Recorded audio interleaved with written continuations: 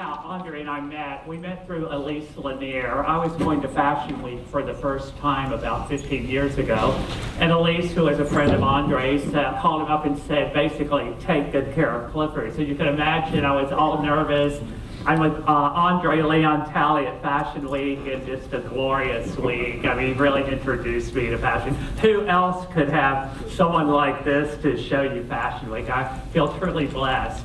And then since then, Andre's, just his knowledge of fashion, his strong opinions, his high standards are what make him who he is even today. And it's just so much fun to reconnect with him here in Houston and with the museum and to see what's going on here. So let's talk about what's going on. First, I want to ask André about the fabulous Oscar de la Renta. When did you first meet him, and when did you really know he was special? Well, I first met Oscar in December of 1974. I moved to New York in October of 1974, and I had my first job with the late Diana Vreeland. I was a volunteer for the Costume Institute. And I met Oscar and his first wife, Francoise, at the dinner in December at the Costume Institute. And the title of the show was Romantic and Glamorous Hollywood Design.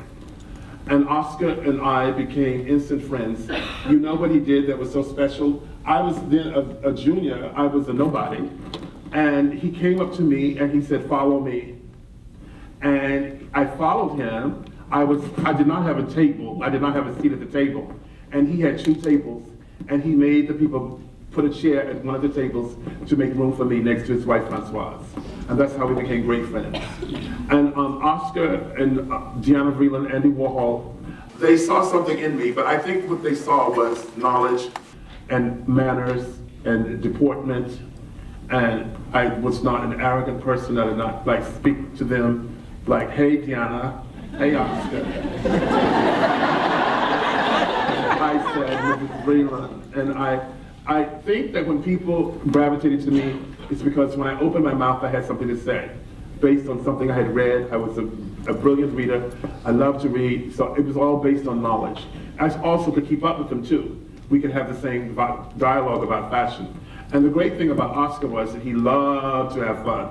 So Oscar was always a barrels of fun, no matter where he was. He could be at the Spanish Academy with Queen Sofia, getting the highest award from Spain, and he was still wanting to make a joke or something, you know? And the best thing about Oscar was he was a great gentleman, impeccable manners, impeccable dress, loved to sing, loved to dance. He also loved to plan his dinner parties. Mrs. de la Renta had to do nothing. Oscar would plan all the meals. And then you might catch him after dinner in coffee, while people were having coffee.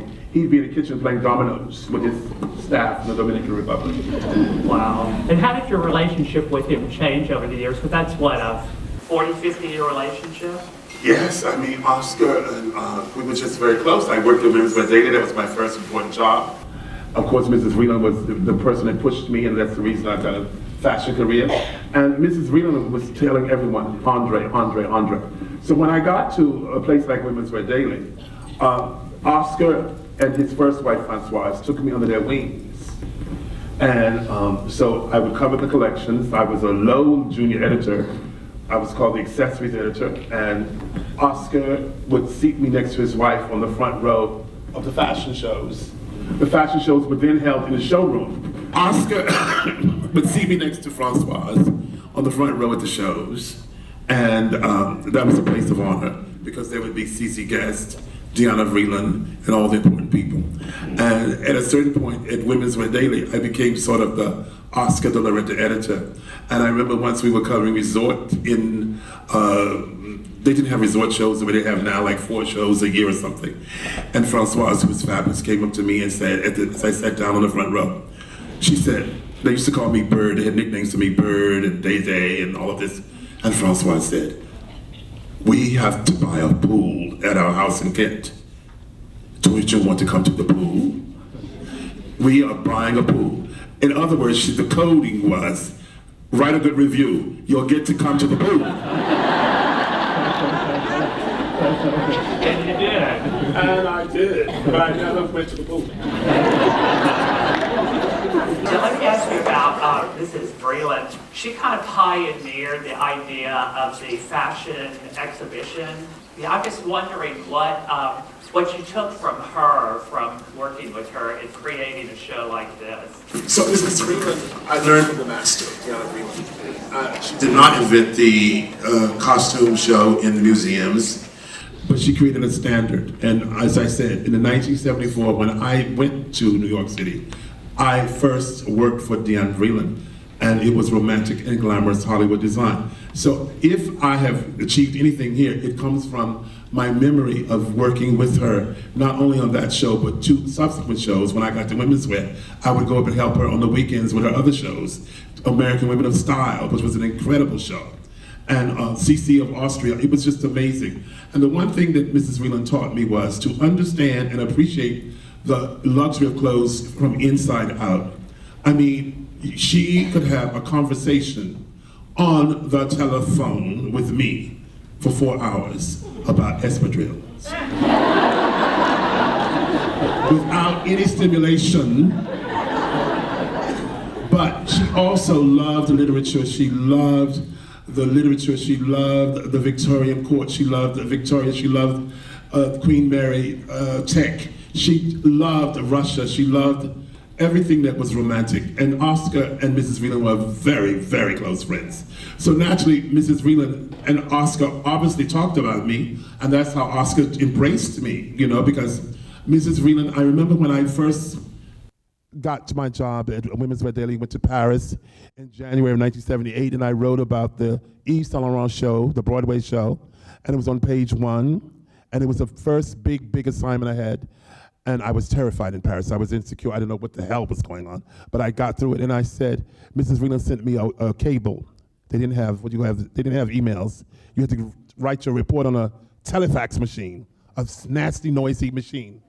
And Mrs. Vreeland sent me the most beautiful message saying, "You have described the clothes as if you've worn them yourself." What a compliment. And that was the highest compliment from Diana Vreeland. But Mrs. Vreeland made the narratives. She taught me how to create a narrative around a dress. Every dress must have a story, as every dress has come from a story or inspiration. Therefore, you will see in the exhibit certain dresses that have created, in my mind, hopefully a narrative of the frenzy of a flamenco dancer when she's in total frenzy and total rapture and her flowers are falling off her head. Or you see the grandees of Spain going to Good Friday ceremonies at the Grand Cathedral. All the grandees and the duchesses would go to this church on foot in their best black clothes, their best black suits, and their high jewels, and their mantillas and combs. And I saw this in 1987. I went with Tony Snowden, the late Tony Snowden, and I saw this. I saw the bullfighters. I saw how bullfighters got dressed. I saw the most beautiful grandees. I went to houses with Goyas in the bedroom, not in the salons. I saw the most extraordinary things. And these things stayed with me because Oscar loves Spain. He also sent me to Spain one year to do an exhibit at the Spanish Institute. And he sent me to Madrid, and we did a show called Sorolla and the Glory of Spain, where he wanted to show the beauty of Sorolla, the Sergeant of Spain, with the clothes of Balenciaga and ethnic clothes and all of that. So Oscar was a very important mentor in my life. He also taught me about trees. He came to my house one day unannounced in White Plains. He said, I'm going to see you right now. I said, oh, where are you going? On my way to the country. Because he knew if he did not come unannounced, he would never get there.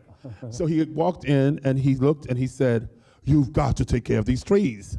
Well, I came from an humble household in North Carolina where the trees took care of themselves. And I realized, I said, what do you mean I've got to take care of these trees? You've got to have these trees pruned. The canopies must be pruned back. Canopies? What are you talking about? I said, you have no idea. You've got to take care of these trees. So I learned how to take care of my beautiful trees. Very expensive, $2,000 per year to cut the canopies back so they can grow new leaves. I don't know, everything. And then I had Oscar walk around in the house, and he was looking.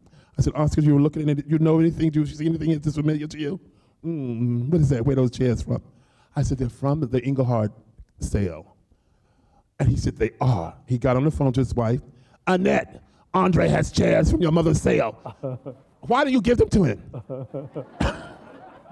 And Annette said, well, if he'd asked, I would have given them to him.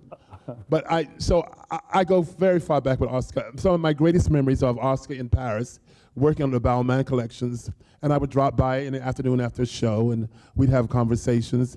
And some of the clothes in the exhibit were born out of conversations with Oscar. Oscar loved to interact with human beings more than sit and sketch for hours. You know, today designers are sketching all day and all night. The dress, the fabric was more important to Oscar than the sketch. Fabric spoke to him, you know, texture spoke to him. And I remember once I had just gone to a museum in Paris and seen Nadar exhibit of photographs. And he had photographed the Comtesse Greyfus, who was the Proust muse for the Proust character in À la recherche du temps perdu. And it was a Nadar photograph of this lady in this extraordinary worth dress. And I went by to see Oscar, and I took the catalog and I showed him. I said, look at this extraordinary dress.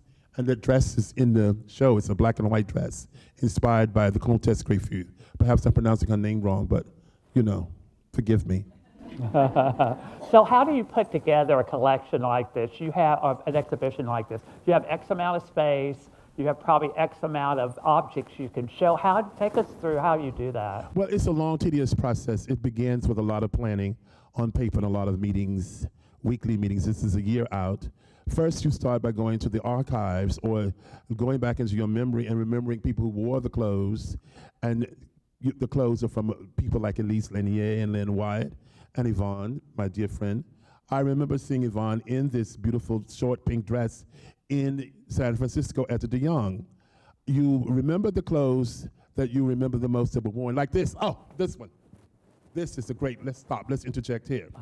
So the reason this is in the show, it is one of my favorite pieces. It is a geranium red skirt inspired by a flamenco dancer. Of course, a flamenco dancer would not have it like that. And a sapphire blue shirt in silk. So Mika Ertegun, one of my dear friends, she's about 90 now, came to me the year of her 40th wedding anniversary. She came to me, she said, can I have lunch with you at the Vogue cafeteria? And we sat down for lunch, and she ate hardly anything. And she said,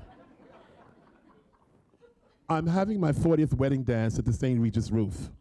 And you know, they're all gonna be in their best couture dresses from Balmain and Saint Laurent and Dior. I want to be different. I don't want to go in a ball gown. I don't want to go in a couture dress. I want to go, and you know what I love to wear at night are skirts and shirts.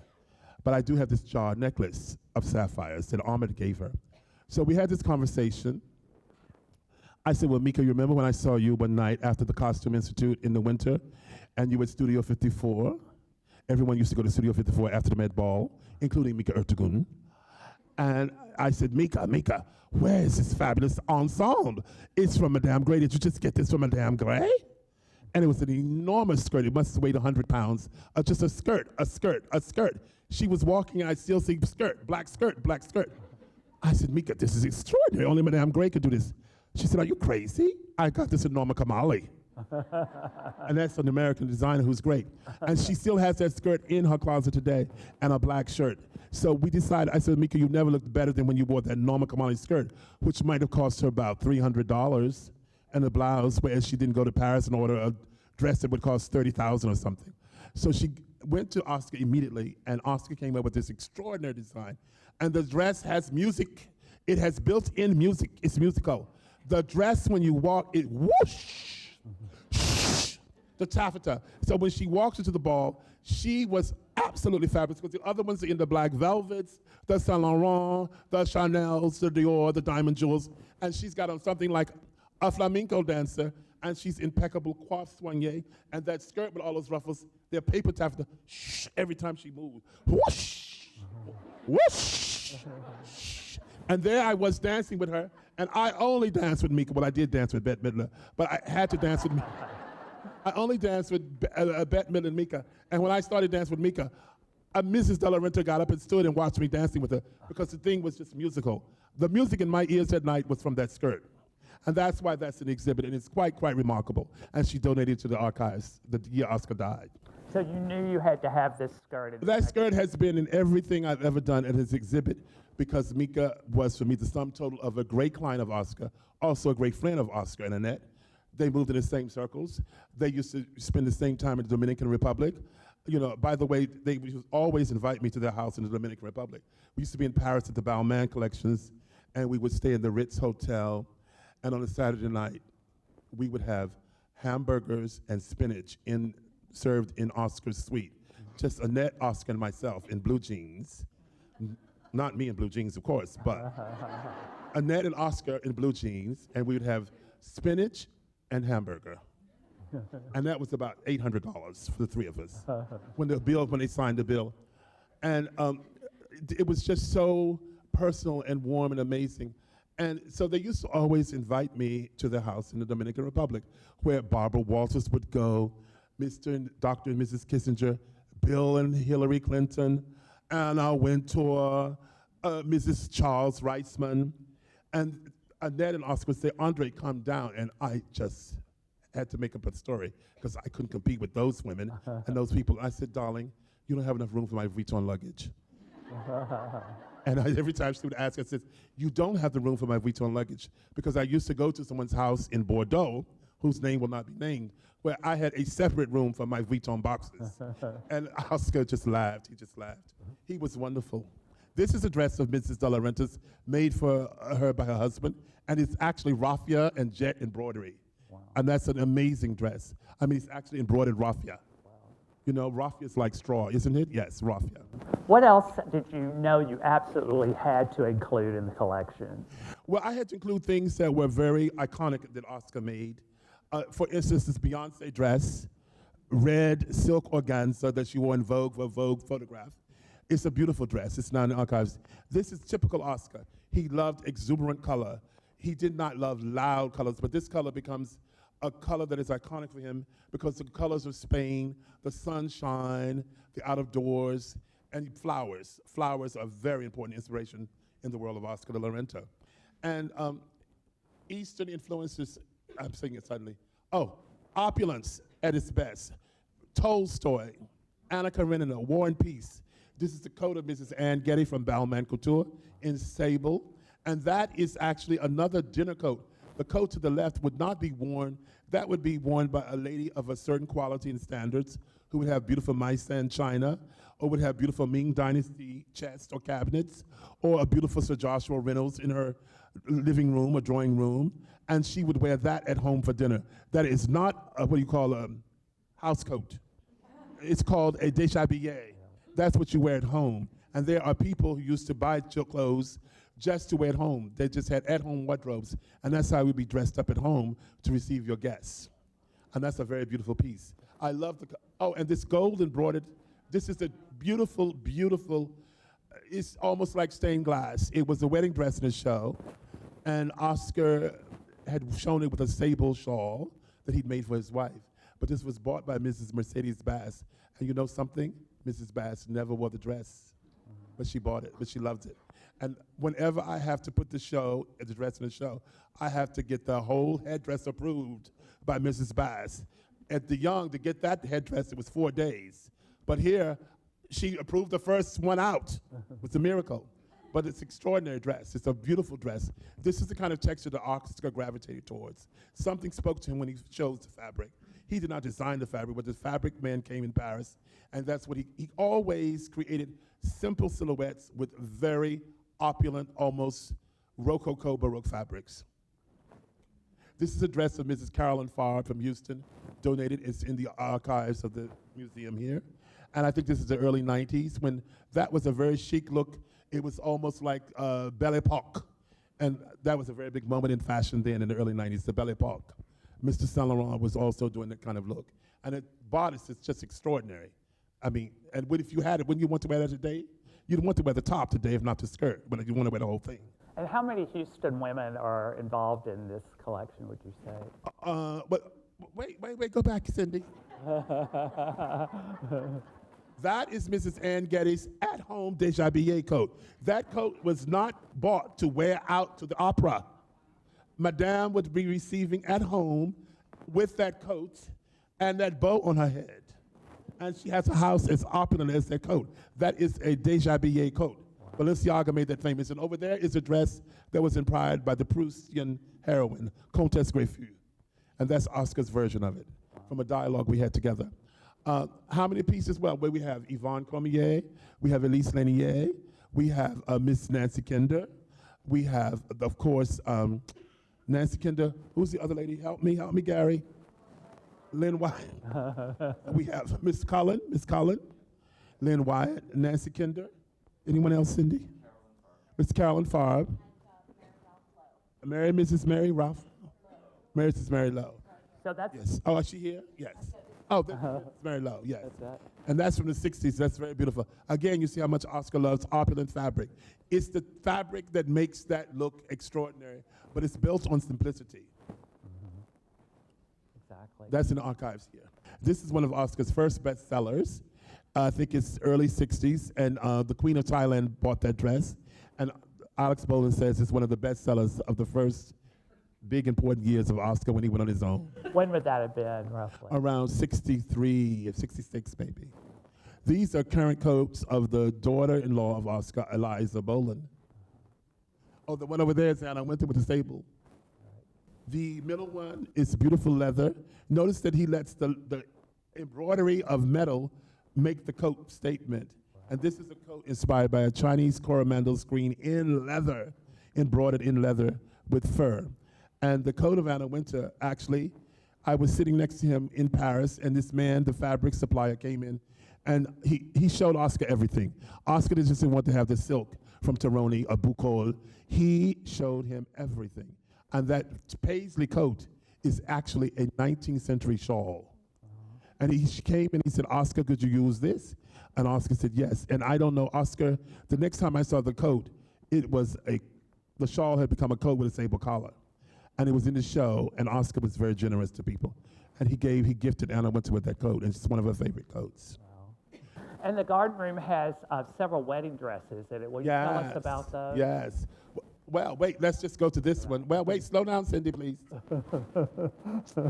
This is a beautiful wedding dress that Oscar did at Balmain that was never purchased by anyone, but it's just extraordinary. And you know what this was inspired by? Jennifer Jones and Madame Bovary. And you know, the way the process of the language of style comes in conversations that are random, that just stream of consciousness. So I might have sat there and said, oh, Madame Bovary, Jennifer Jones. Remember in the beautiful Vince Minnelli where they crash the windows in the ballroom? She's suffering for air, and she's just twirling and twirling and twirling and twirling, and she sits down, you know, because it's all a big moment. Well, that dress came from Madame Bovary, Gustave Flaubert, the great, great writer, the French writer. This is Amal Clooney. The scoop in this show, I think, you must absolutely go see that, this is the final dress that Oscar made for a bride. She got married in September, and Oscar passed away in October of 2014. And that photograph was taken by Annie Leibovitz, and it is an extraordinary dress. It's beautifully displayed in the garden room. And the mirrors behind it are very, very beautiful. Everything reflects the quality that Oscar stood for. Now, the dress and the veil are marvelous. They're beautifully displayed. The lighting is extraordinary. I must say, we wanted the dress from the beginning, and Miss Amal Clooney said, I think it's too early to have my dress in a show. But somehow they contacted her, and she said yes for Houston. And Cindy gladly went up to New York and bought it down to Houston on a plane. And there we have the dress, and it's quite extraordinary. It's very special. It's simple and at once opulent. I think there are two kinds of lace. He often used 2 and 3 different kinds of lace. Alençon, Chantilly. So I'm not sure, maybe there are underlayers, but there's so much extraordinary lace. And she's quite beautiful, isn't she? It's a dream dress. Exactly. And your last room in this exhibit is icons. Can you tell us a little bit about, Oscar dressed so many icons. How do you choose what icons to include in this exhibit? But first you have to have his wife, because his wife is his muse. Whenever Oscar, Anna once used to say to me, Andre, get up and go over there to Oscar. Go see what he's doing. Come back and tell us. Because, I just go burst in and he'll sit down. And so every time I would go see Oscar, he'd be working on his collection. You'll see pictures of us in the book where Oscar and I are serious looking at a silhouette. He would look at the silhouette, he would think about it, and he would say, would my wife wear this? And if I said no, he would then rethink it. And if I said yes, he said, okay, let's move on to the next one. So I chose the icons because they were loved Oscar. This is his favorite dress ever. He said it's the best dress I've ever designed. And this is for Mrs. De La Renta as well. And she walked through the galleries the other day and she said, I want my dress back. And we said, well, it's got to go belong somewhere else. I want my dress back. And so this is a very beautiful, typical Oscar dress. As you can see, the Spanish influence. The influence of Jackie Kennedy going to the festival in Seville on a horse, Life magazine. We were always inspired by other countries, other worlds, other cultures, literature. Put on a Maria Callas record, and Oscar would just sit there and start dreaming up a dress, you know? Proust. Now, Oscar and I never had an evening where I sat down and read Proust with Oscar de la Renta. But Proust, he read Proust, all the great classics, everything. And of course, France was very inspiring. His youth in Spain, and when he worked at Lanvin Castillo. And he learned the craft, and he always learned from watching. I've always said, I have only seen two great designers with beautiful fingers and hands who could tie bows, Saint Laurent and Oscar. To see Saint Laurent and Oscar, the way they embraced the bow on a dress was poetry.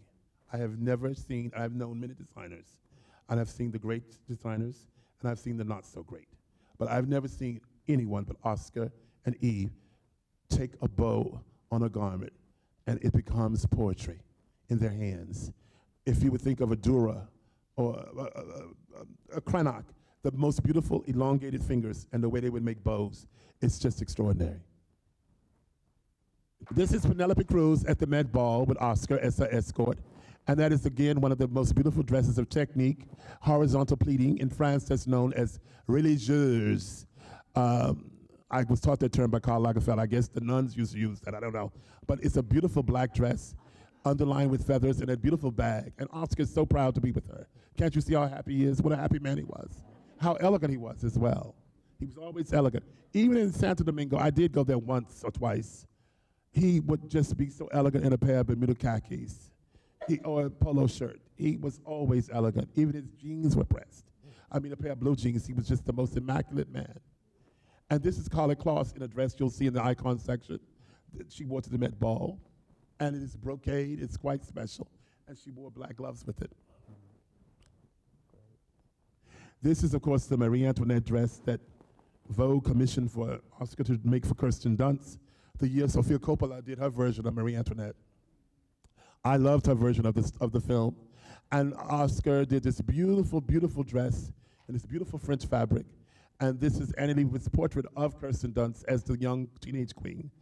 And Boaz Maison found this dress about 2 years ago, thrown up in a ball. It had been returned from Vogue, and it was in a ball on the floor in the back of a closet.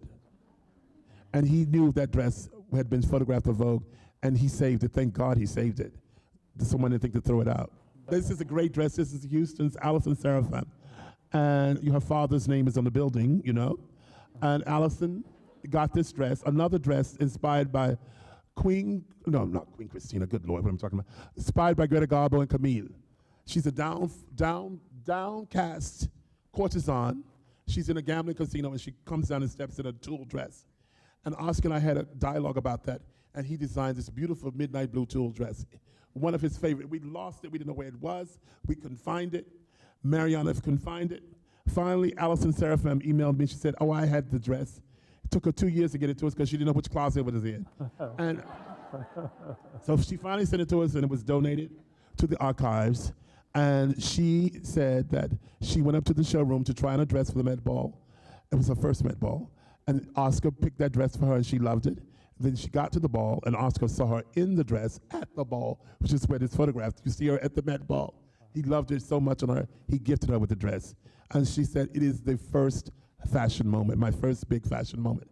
And Alison is from Houston. And that dress is one of the last sparkling, dazzling moments. You will have a surprise when you get to the museum. This is the great, of course, Lynn White, one of the greatest style icons of our time, who lives right in Houston. I mean, Lynn White has always been a couture icon for many people. She has worn the best of Saint Laurent, the best of Chanel. She considers Karl Lagerfeld her best friend. She's worn the best of Dior, Ungaro. And here she is in a black file dress by Oscar that is in the exhibit in the icon section. Lynn is amazing. I knew her when I used to first year at the Met Ball in the 70s, like 75, 76, 78. We would wait to see what Lynn was going to wear. We'd wait for Lynn to get up the steps to see what she was wearing. By the way, this exhibit, she is the fairy godmother of this exhibit because she saw the exhibit at the Young, and she called Gary and told Gary to rush out to San Francisco to see the exhibit. I think it was closing on Memorial Day, and he got there just before it closed. So she is the fairy godmother of the exhibit. But Lynn, I've been shopping with Lynn in Paris. I used to go to her house in the south of France for dinner when she would rent every summer the house of Somerset Maugham. And then she would have as a house guest Princess Margaret. And so she's lived. Princess Grace was a great friend of hers. And just amazing, the clothes, her choice of clothes. She picks clothes that nobody else would ever wear. And she always looks extraordinary in them, just extraordinary. There have never been moments when the arrival at the Met Ball as Lynn White in Saint Laurent Couture, back in the moment when Saint Laurent was doing his best work. We want to leave some time for questions, André, so questions from the audience. But first I want to ask you, before we do that, what do you hope people who see the exhibit here in Houston take away from it? I hope that you will all take away the sense that Oscar had exuberance and joy in his work and in his life, that he wanted a woman to be beautiful. He did not want a woman to wear just a dress that stood out as sort of an art installation or avant-garde. He created clothes for women to be beautiful. He wanted to render the woman beautiful. He wanted the woman to wear the dress and not the dress to wear the woman. And I hope that you will come away with a sense of the spirit of Oscar, the joy, the generosity, the nobility, the courage, and his smile. Thank you.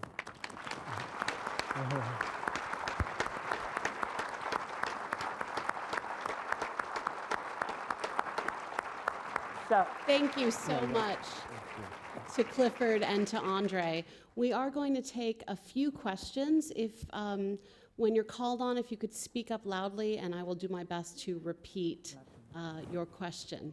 So we have one right over here, please. What do you think of the current designers that have taken over the line? I think they do another line, Monte. Oh, yes. And I saw some pictures from the current show, most recent show. So what do you think of it? I think they did a very beautiful show here in Houston. They are working hard to create a DNA of Oscar for the new generation, and I think it's very successful what they do. I love their marvelous sense of the big dress, the strapless dress with the big skirt, which is very much a mark of Oscar de la Renta, the important ball dress. They have a wonderful sense of style, and I think it will be very successful. I know that I've been shopping with people who love their clothes. I like their clothes a lot. Next question right here. So you seem to have had a very personal relationship with Oscar de la Renta. Did you have the opportunity to have similar types of close relationships with many other? Oh, yes. Too many to name. Saint Laurent, John Galliano, and of course Karl Lagerfeld. Future Prada. I could name them all. I always say I'm a vampire. I'm as old as the Civil War. And I've lived through the glory days of fashion, and I was lucky and blessed enough to have made friendships with these remarkable people. As I said, they always saw something in me. It was a sense of knowledge. I used to discuss proofs with Yves Saint Laurent in his weekend house in Normandy. I've spent Christmas Eve with Karl Lagerfeld in Paris. I've done many, many projects with Karl Lagerfeld. John Galliano, Anna Wintour, and the staff of Vogue, when I was living in Paris and working for Vogue, allowed me to create the John Galliano comeback, which created his career. Another question. Question right here. I have a question about the exhibit. So I went there yesterday and I was curious to know the feet. So there's some that have like the ribbons, there's some that have these monochromatic tights, there's some that have shoes. I was interested to know kind of the process or thought for how that. the process of thought. Certain women demanded ribbons of certain colors and certain textures. Other women demanded suede boots, which were made by an intern named David, who was Right a genius. here, David right is with here. us. Thank you, David. And each foot was chosen, each foot was selected. What specifically did you have in mind? Mrs. Kinder had pearl embellishments on her gold dress. You know, certain women had gold sandals. Some had sandals that were crisscross. Some had sandals that were not. But the reason that those sandals or ribbons as sandals are on there is because Mrs. De La Renta said once, I would have bought every shoe you ever designed with these ribbons. And she loves the ribbons. Does that make sense? Okay. Question right here. I just wanted to know if Oscar had designed you a cake, and if so, what was it made of?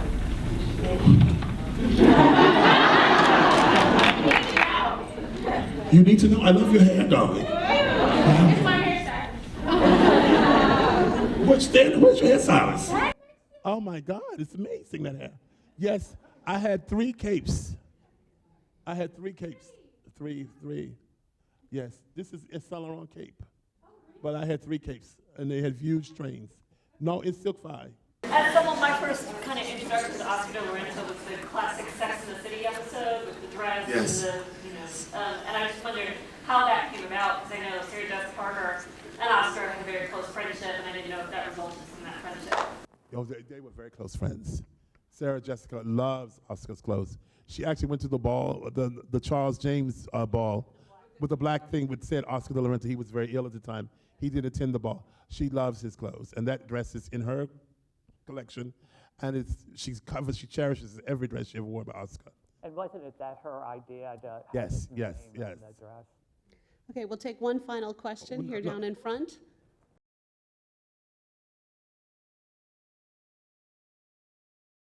Brother, I want you to educate everybody here that you educated me about the breakdowns at Sevilla and the white gloves. Because I wanted to know.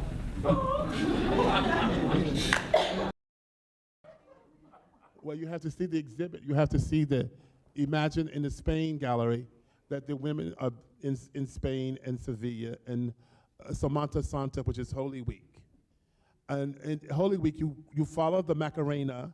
She comes out of a church somewhere in Sevilla, and these penitents carry her across the entire city of Sevilla on foot under this platform of penitents in white robes, carrying her, and there's a leader, and he counts, and they put it down, then they pick her up. And this goes on all night until Good Friday. On Thursday night, they have the march from the Macarena Church. The Macarena Church starts at about midnight, and at 8:30 they get to the big cathedral on Good Friday. And this is where you see all the grandees. They did not come in their cars. The cars come to a certain stop. They get out of the cars. They walk toward the church in the mantillas and the combs and the jewels, and always in black. Black lace, black stockings, just diamonds everywhere. And Yvonne saw the dress that she said, I want black gloves. And I said, well, you know what, you won't be a lady of class. Because a lady of class does not wear black gloves. The black gloves are for showgirls. So her gloves are white. I mean black opera, you know the gloves like Carly Kloss has on? That, a society lady would never wear a black glove, ever with her couture dress. She would always wear white gloves or crushed gloves. So if I say, I don't like those white gloves, I want black gloves, I say, well, then you're just a showgirl. You're not a grandee or an aristocrat, you're a showgirl. So she opted for the white gloves. So again, thank you all so much. Thank you to Clifford and to André. I hope you will all go see the exhibition. Thank you again.